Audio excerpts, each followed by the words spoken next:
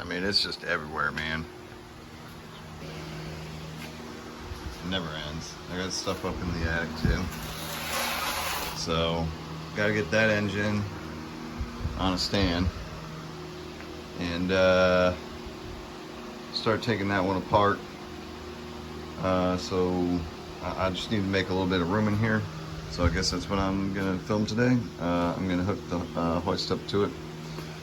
What I like to do is usually I'll wrap a seatbelt around the exhaust manifold, but since I don't have that option, I think what I'm gonna do is maybe wrap it around the EGR pipe there.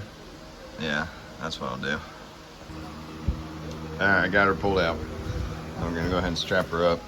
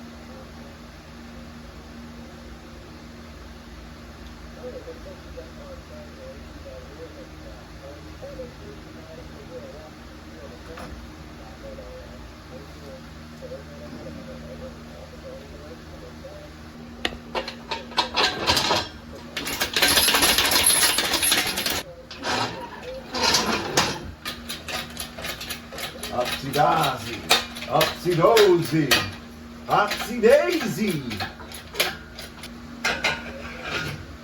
Look at that.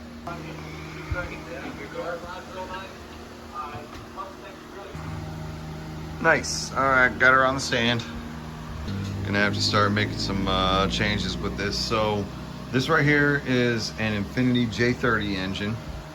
You'll notice there's a couple differences going on. You got a front sump oil pan, right? That's a little different, a little weird. That's got to get changed, right? The intake manifold's slightly different. You got these covers. These don't fit on a Z32 intake manifold. The crankcase ventilation pipes here are different as well. Now you also got the balance tube back here. This is really cool. It clears the rear coil brackets, so you can go ahead and pull them out. Changing the spark plugs is really easy. So this is a nice little guy right here. I'm gonna hold on to that. That's gonna be mine. I'm gonna keep it forever. But this is the most complete J30 engine assembly I've ever gotten, which is pretty cool. It's got all phase 2 components on it. It does not have the fuel temperature sensor on the fuel rail, right? However, it is, I believe it's threaded, so you can thread one in there, right? Yep, it's threaded. Okay, but you'll notice round plug fuel injectors. It's already phase 2, right? Phase 2 crank angle sensor. All these phase 2 engines are, in my opinion, much better than the phase 1 engines. I believe they're a little bit stronger.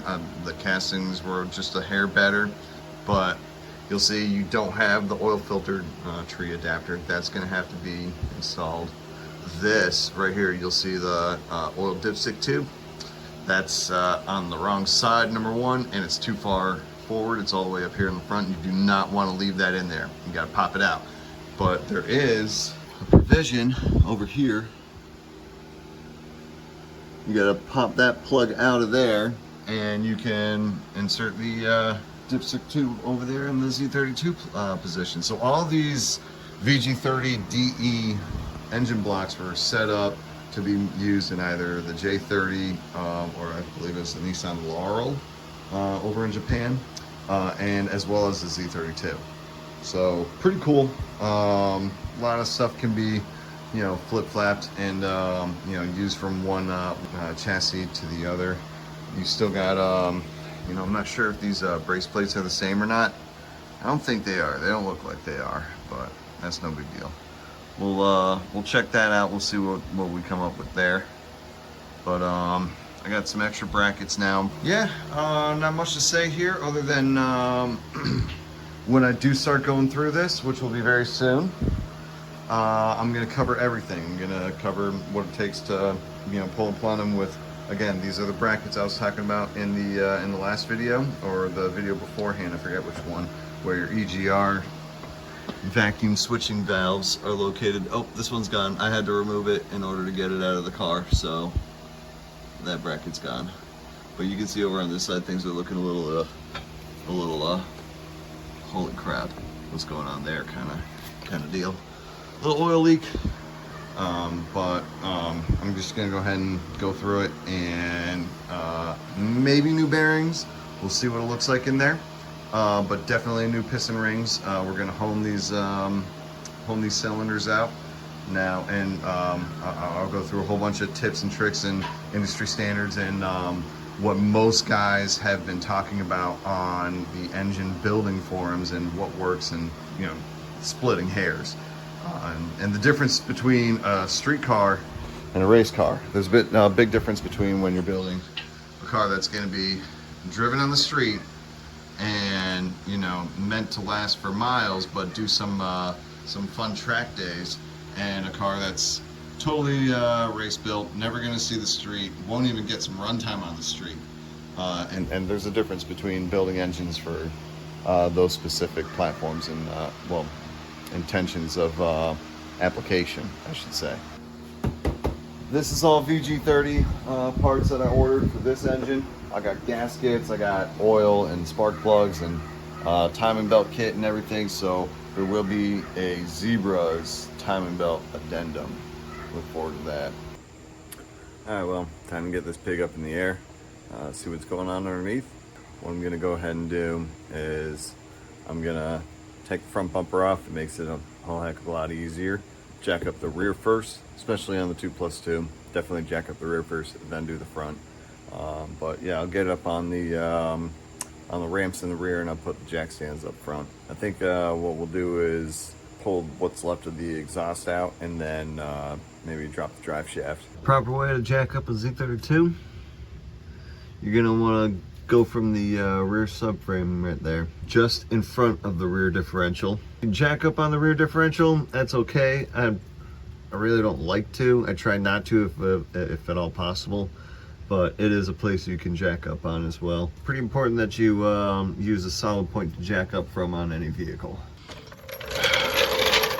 So a common mistake is to jack up against the lower radiator support or lower rad support, and you'll see somebody had already started to try that. Thankfully, that's the only amount of damage they did. Either that or that's a little bit of impact damage from a parking curb, something of that effect.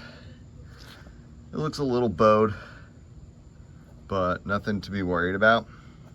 Now, some of you guys might have one that's a little more mangled, and if you do, then you're gonna wanna holler at your boy Chris Dixon over at Made From Scratch Designs and get you one of these bad boys.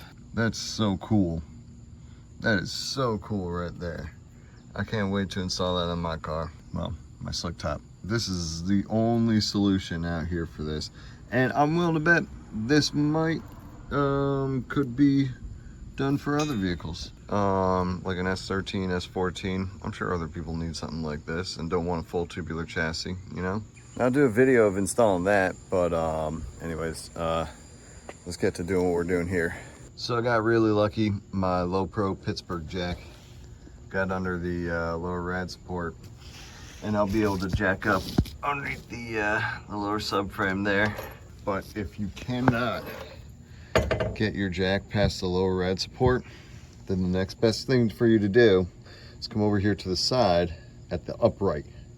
Now the upright is going to be much, much stronger than this crossbar section, or this lateral section. This, especially this huge toe plate right here. Definitely use that to jack up the car. This won't have much give to it, but like put it on the toe plate and that front half of the upright. That's a really good spot for you to jack up from. Go up one side at a time, get it up high enough to get you a jack stand underneath.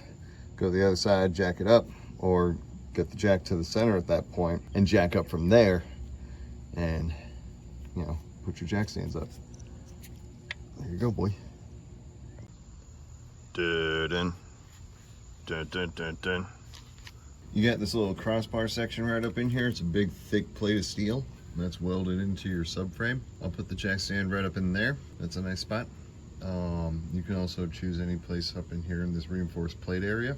That will work. Now, this works for pulling the transmission out because it gives you a whole lot of room back there, but I wouldn't do this to pull an engine because the engine hoist legs will get in the way of your two jack stands.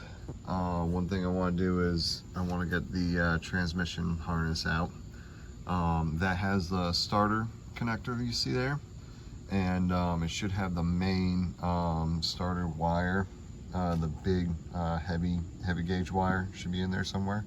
But then you got your speed sensor and your I think there's a neutral switch or an in gear, out of gear switch maybe. What did I say, speedo? Oh yeah, your reverse light switch. That's kind of important. Let people know you're backing up.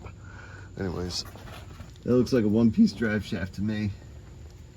Man, I got so lucky. That's so cool. I had a feeling this car had a one-piece drive shaft, and seeing it is that's so cool. I got real lucky with all the parts this car has. There's a lot of really cool stuff between the headers, the suspension, it's got to be lowered, the short shifter, the bumper. Man, I'm blessed. I love it. I'm gonna go ahead and see what we can see here. I got to go out back. Oh, that's right. First thing I got to swap the tires around because the rears go flat. They got to go up front. I got to put the tires that hold air in the rear so I can leave it sitting there on ramps. All right, full disclosure, I'm using power tools at this point. Got the old impact out to zing these things up. It's got these spline drive lug nuts. Man, I really don't like these.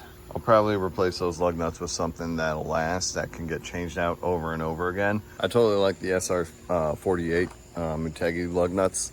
Man, I've had them on my car for almost 10 years now. Like, it's probably been almost a decade, and they've suffered some abuse, I'm telling you. So I can't recommend them enough. Found them in a Honda shop of all places. So shout out to the Honda boys. That shit's awesome. Even though they're rusty ass rotors, I'm still gonna do a star pattern when I'm loosening these lug nuts. It's just good habit always, when you're loosening, when you're tightening, do the star pattern. Whoops.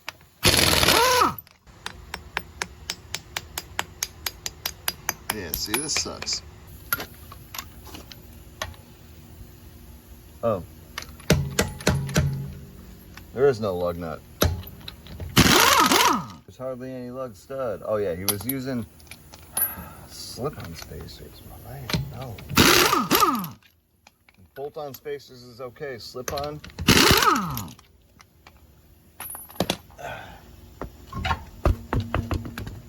Yeah, man. That's bogus. No good. That's junk. We're throwing that in the trash. Bolt-on spacers is okay. Slip-on spacers is a no-go. Stay away from these. Now, I'm sure a lot of people have heard this before, but some people are new time Z owners, and that's why they're watching this part of the video series. These wheels are side-specific on a Z32, meaning that these two belong on the left side. If you do a tire rotation, you just swap them front to back. That's it. Now, what you'll notice is that they're scalloped, right? Or they have a ramp section, right? Versus this cliff section here, right? The ramp section, what it's doing is it's actually effectively pulling air out of the wheel cavity here. And that helps to cool your brakes off. It pulls nice, cool air from underneath the vehicle and pulls it out from underneath. And it also helps to try to establish a vacuum underneath the car. You'll find that in prototype racing where they're trying to pull a vacuum under the car to keep it planted on the ground. So the other side, as the wheel's turning this way, it's gonna pull air out that way. Another thing about this car, cool that I got aluminum brakes. I love it, and I hate to look a gift horse in the mouth, but man, these aftermarket brakes, I don't like how they don't say Nissan and they buzz all that off. I mean, they have to do it because they can't sell the brake calipers with Nissan on them. These are actually the original Nissan brake calipers right here. I'm pretty sure they're not like, well, maybe not. Maybe they're just a recasting. Either way, it sucks that they can't sell it with the Nissan logo on it. If you get remanufactured brake calipers, then yeah, they might be original, but they have to shave that off. So they make a rebuild kit, and that's something that I might have to do just because this was sitting for so long. The fact that they're new means that the cavities are probably really clean, but just seeing the corrosion on the outside, this car's been sitting for so long, it's really, really wise to pop the pistons out and overhaul that brake system. It's really cheap. It just takes your time. That's all. I don't get so much time to work on it with a halfway decent temperature out before the sun goes down, you know. Wheels are back on it, car's up in the air. I'll have to pull the drive shaft and the exhaust out of it tomorrow, and then I gotta go to the shop for some other activities.